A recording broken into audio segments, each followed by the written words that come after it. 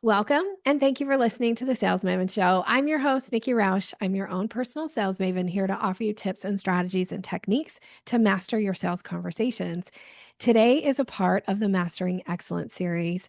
And Mastering Excellence comes from my background in neurolinguistic programming, where we learn that there is a structure to excellence.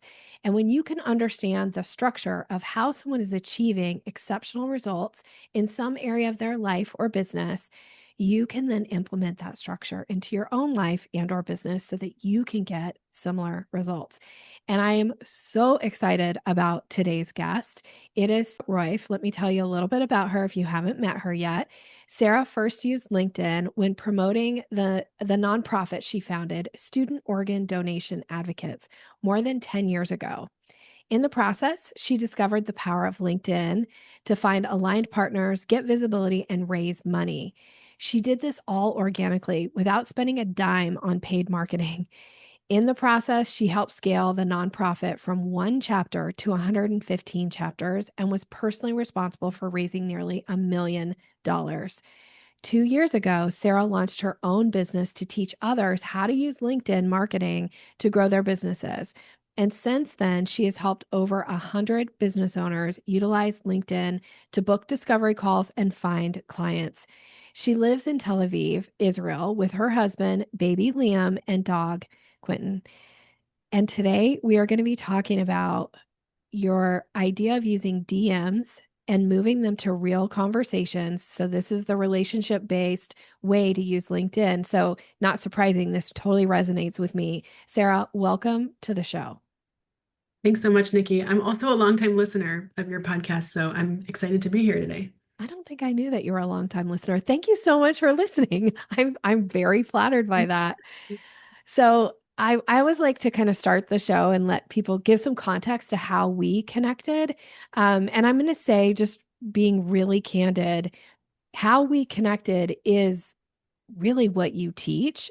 And for me, it's a little bit surprising because I get DM'd a lot, and most of them are like, no, thank you. No, thank you. No, thank you.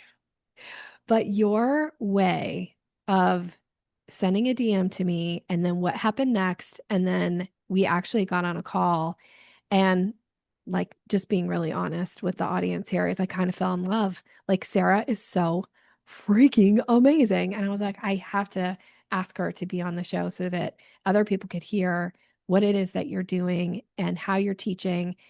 And now we're finding that we have a lot of people in common.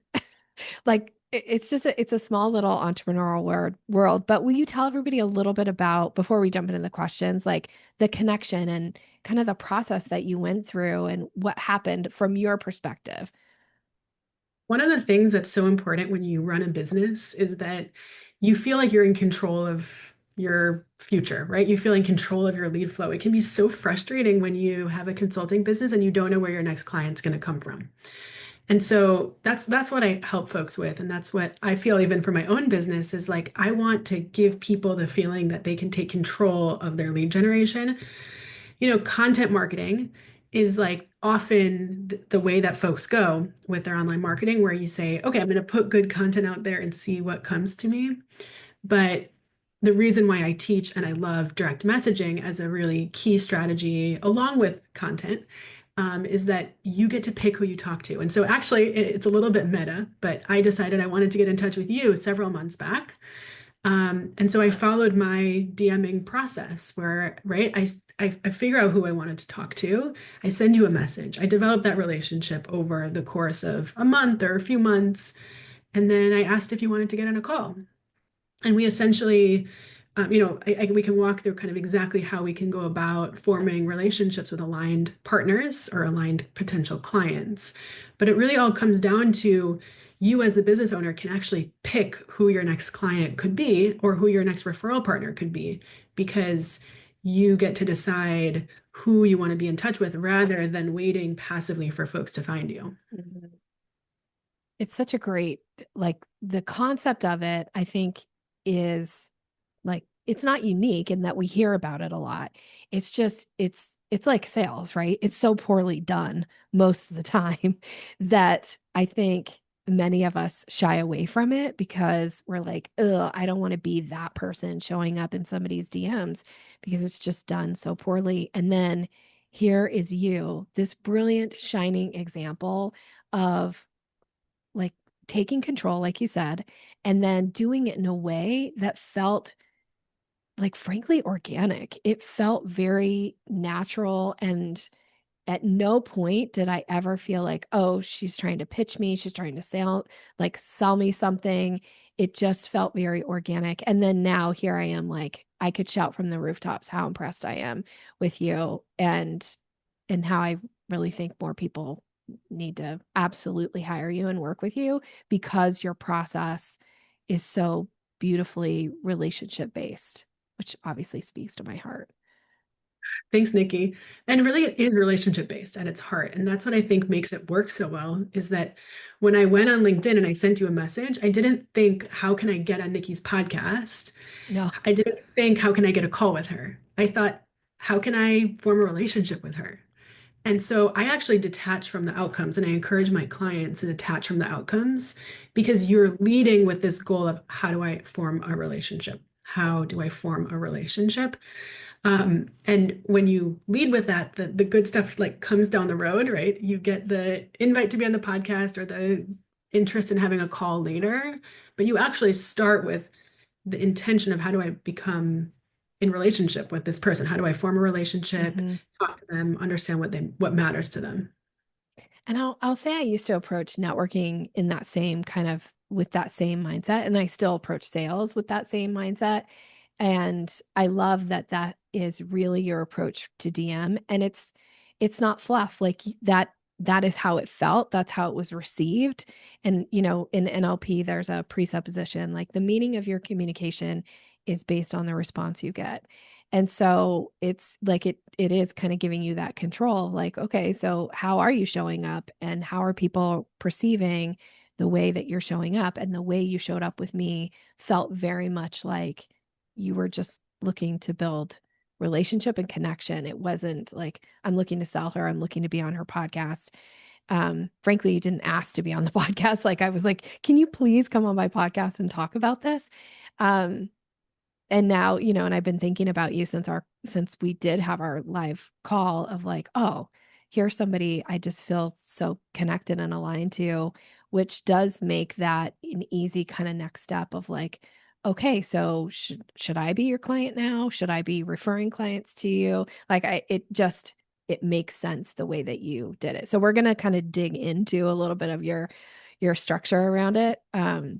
So my first question usually in the Excellence series is this idea of like, if I was going to step in for you, like I step into your shoes for a day and I get to like think like you think and behave like you behave and talk like you talk.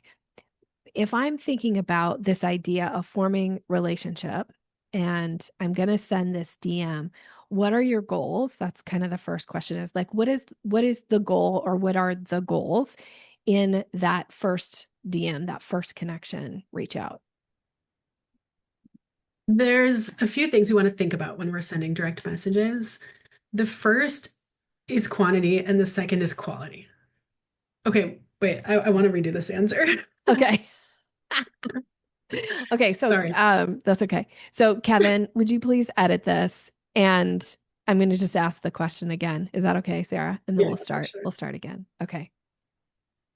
So the idea is when you're thinking about sending the DM, what are your goals?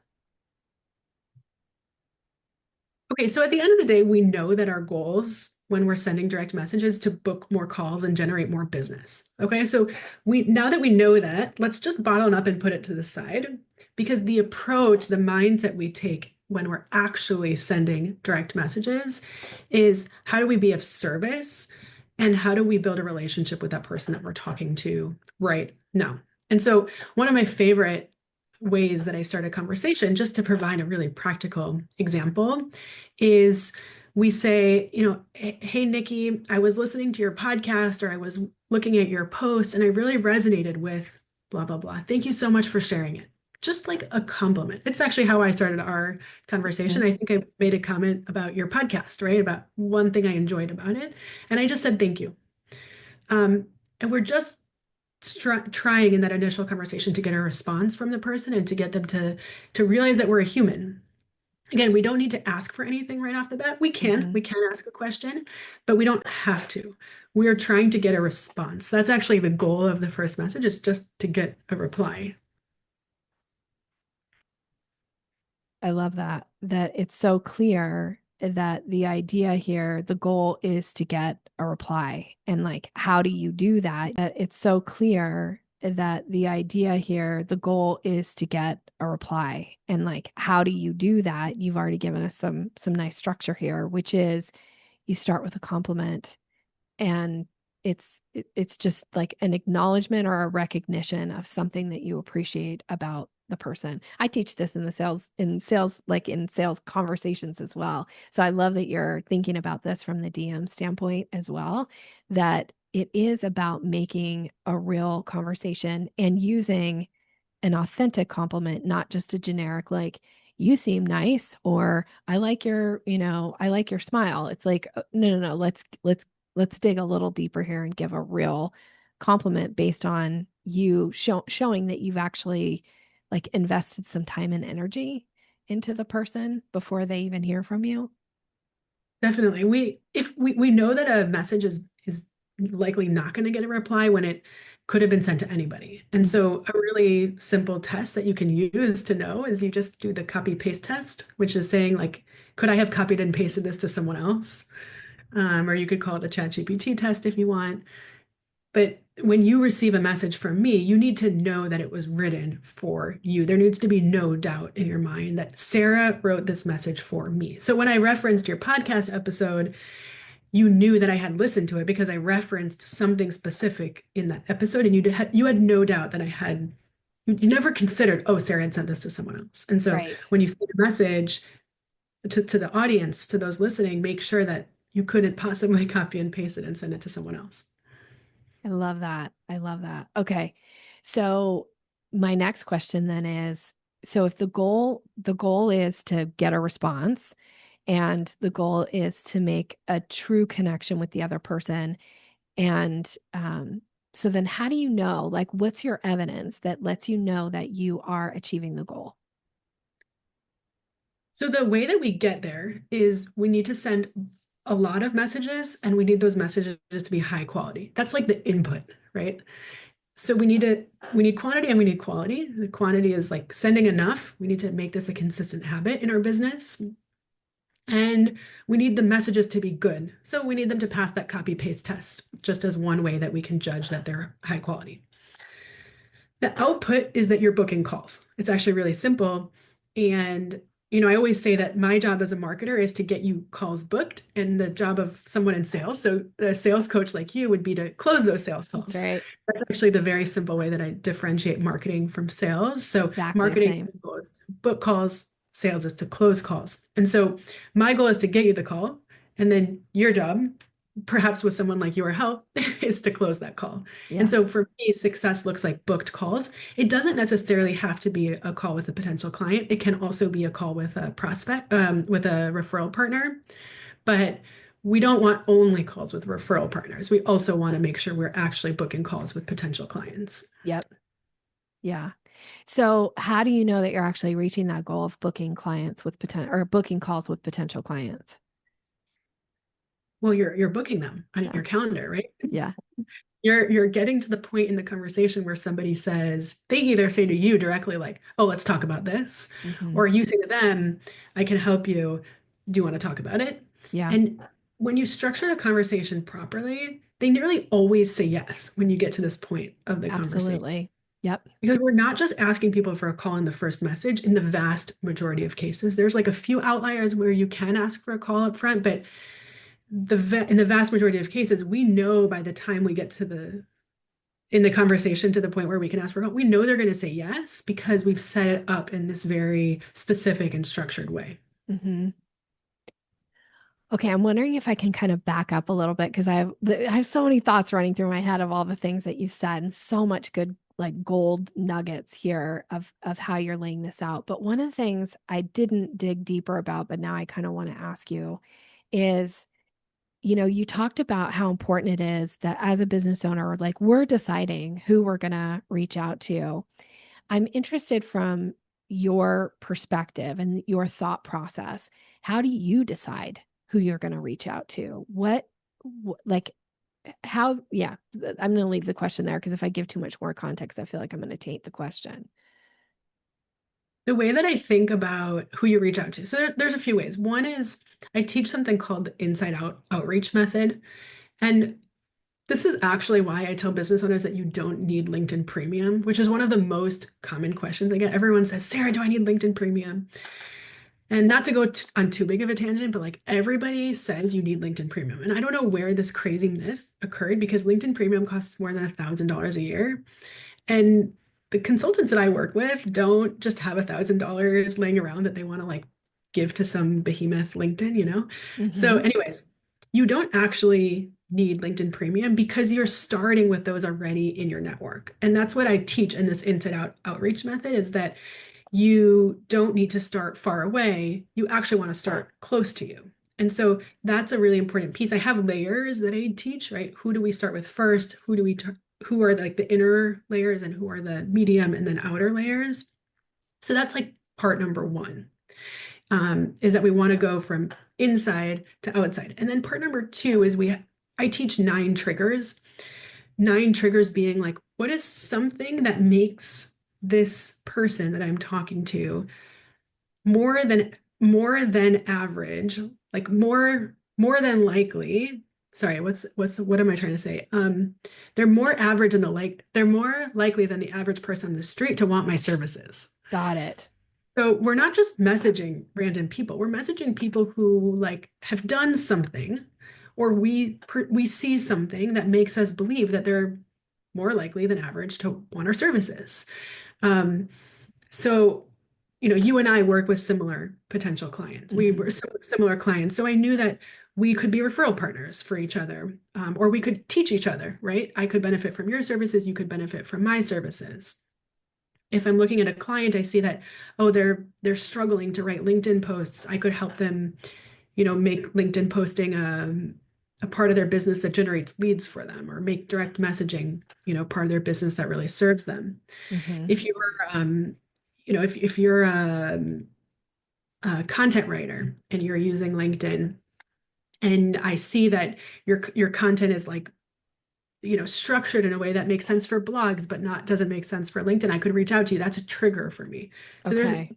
ton of different types of triggers we can use, but we need to know somehow that Mm-hmm. this person is more likely than average to want our services. I love this. I love the idea of that you've got this, um, I think I wrote it inside out outreach method. I love that. And then you've got these triggers that let you know, does this person, hit one of these triggers that would then initiate some type of connection. And that connection is going to be personalized Yeah. to the person, right? Yes. And you mentioned something really interesting. You said, does this person meet the trigger? I just wanted to add, we're also saying, how do I find more people? So Okay. Tell that's me more often about that. that's the question people come to me with is they say like, I don't have the people, right? I need more people to talk to. So we actually use the triggers in the opposite way, where we say, look at the trigger and now who can we find that fits that trigger, if that makes sense. So if the Uh-huh. trigger was, somebody who's engaged with your content, now we can go back through our content and look at who's engaged and see if they meet that trigger, because we're always trying to grow the audience and then strengthen the audience we have. We want to Mhm. do both simultaneously.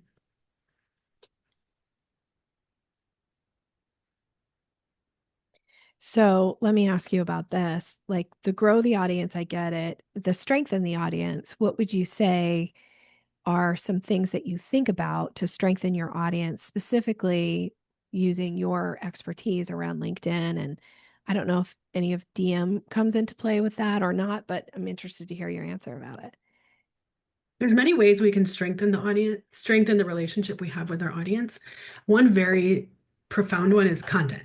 So I'm not against content by any means. I actually teach both content and direct messaging because they go so, they go hand in hand with each other. So content is a terrific way to do this because you and I start talking in the DMs, and then you see a few posts from me pop up, and you go, oh, she has something to say, right? She has opinions, and I like reading the content. And maybe you comment, maybe you engage, but you start thinking about what I'm saying. And the stuff I'm saying is actually teaching concepts that I could potentially teach you in the future, right? If you were in one of my programs. And so Hmm.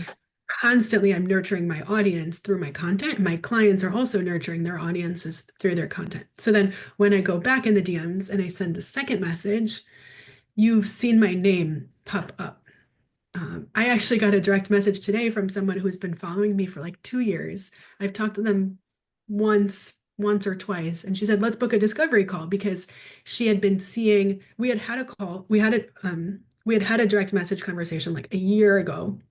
She had been following my content and the content warmed her up. So she felt compelled to reach out today to ask for a discovery call. I love that. It doesn't always work like that. Sometimes I prompt them with a question and they say, oh, I want your help with that. Yeah. And then we book a call. But there's just a lot of different paths, and we want to provide people the opportunity to get to know us better and to build trust with us, either through content or again through more direct messages that we're sending. I love that you're sharing that. And I won't share specifics, but I was having a conversation. We have a mutual connection. And somebody who is a client of yours has been a client of mine, but also is a mentor of mine as well. And she was just sharing that you guys had recently had a conversation, and she shared a strategy that you had suggested for her. And I was like, dang, that is so smart. Like it was such a like an easy, and it was based around content, which is why I'm bringing this into the conversation of like really utilizing content that she already had as a way to like deepen connection, rapport with the person that she was DMing with. And I was like, oh, so good. Like I'm so fascinated by the way your brain is making these connections also. So, okay. All Thanks, right. Nikki. As we as we kind of wrap up this piece around talking about DMs, is there anything that I haven't asked you yet that you want to comment on or speak to? We covered a lot We of did. ground We did. on direct messaging.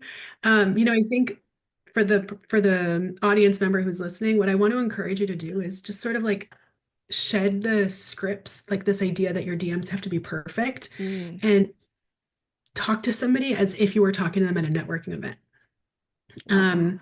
I think like what would I say to them if I were in person? And we live in this age where people are using ChatGPT all the time and they buy templates from template shops. Yeah. And what I really want you to do, even in my programs, I provide templates, right? Like I have a ChatGPT brainstorming assistant that helps you get unstuck. But what I really want you to do is like show up as a human, show up as you, and have this dialogue that really feels human to human and build that connection with the person. Of course, frameworks help and they can make the process faster, but just start practicing, right? Start messaging folks that, you know, you used to work with, folks that you want to work with, and talk to them like you would at a conference. I love that. I love that. That's such great advice. Thank you so much. Usually I like to do a little thing where I always call it the little something extra section, and I want to ask more about you. But before we go there, because I do think so many people who are listening, if they're even kind of resonate or like resonating with the message and thinking like, I need more Sarah in my life. Would you talk a little bit before we kind of move into that section is how do you work with clients? What are the ways that somebody can come and get into your orbit and benefit from having that connection to you? Sure. The foundation of everything that you do on LinkedIn is your LinkedIn profile. And we haven't even started talking about LinkedIn profiles in our conversation today, but I'm very passionate about the importance of having a good profile because if your positioning isn't right, you don't know who to message and you don't know who to write your posts for. And so that's why when I work with clients, the first thing we do is we optimize your profile. I Mm, have this amazing done for you profile optimization service. I've done it for more than 100 business owners at this point, and I provide all the copy and all of the design like handed to you. I make it as about as seamless as possible. And then Amazing. once we finish that, then my clients enter my coaching program, which we start with a 2-month coaching program. And I teach you the two skills of LinkedIn posting and LinkedIn direct messaging and how those skills go together. So the whole program is called Leads on LinkedIn. It's 3 months, 1 month on your profile, 2 months on the coaching program. And that's the main way that I work with clients. Fantastic. Fantastic. Thanks for breaking that down. That was super helpful. Okay. So now we'll ask maybe some of the fun, the fun questions too. One of the questions I love to ask everybody I get an opportunity to is to ask you, what is bringing you joy right now? Like, what brings you pleasure? What brings you joy? One of the things that I've been working on for a long time. So I actually moved to Israel about 5 years, 4 years ago now, um, because I married an Israeli guy. So first I convinced him to move to the US, and then he convinced me to move to Israel. So I live in Tel Aviv, Israel.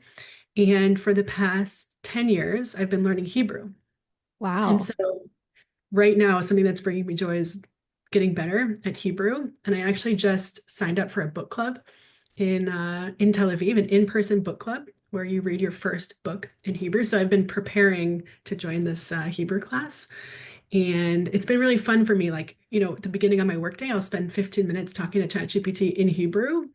You can actually use it as like a language teacher, which is such a cool application, and just learning different So words cool. related to my baby who's now 1 year old. So I learned baby words. I learned talking how to talk about LinkedIn in Hebrew. I have a few clients that speak Hebrew, so I'd love to actually offer my services in Hebrew one day. So that's something that's been bringing me joy, is this process of getting better and better at a language. Fantastic. That wow. I'm in awe anytime anybody can speak any language other than just like their born language. So amazing. And thinking about bringing that into your business too is so impressive. All right. What is something exciting going on in your business right now? One of the skills that I'm learning, and I really like think about business in terms of skill development. That's why Mm, I always say I teach the skills of direct messaging and posting so that you have those skills for the long term. yeah. And for me, one of the skills that I've been working on is email marketing, as well as like sales webinars. And so one of my big goals for the year was to have my email marketing convert better for my business, Hmm. as well as to create a sales webinar that would convert into sales. And so I just am in the middle right now of my first. I did my first sales webinar, and then it led into a bunch of emails. So I'm sending about 16 emails over the course of a week or two, and I already had a few sales come in Congrats. from it. So I feel like I've made a lot of progress. But I feel like I'm constantly learning new skills, and that's my goal as a business owner is, okay, I'm helping other people learn the new skill for them of direct messaging. So it's important that I'm also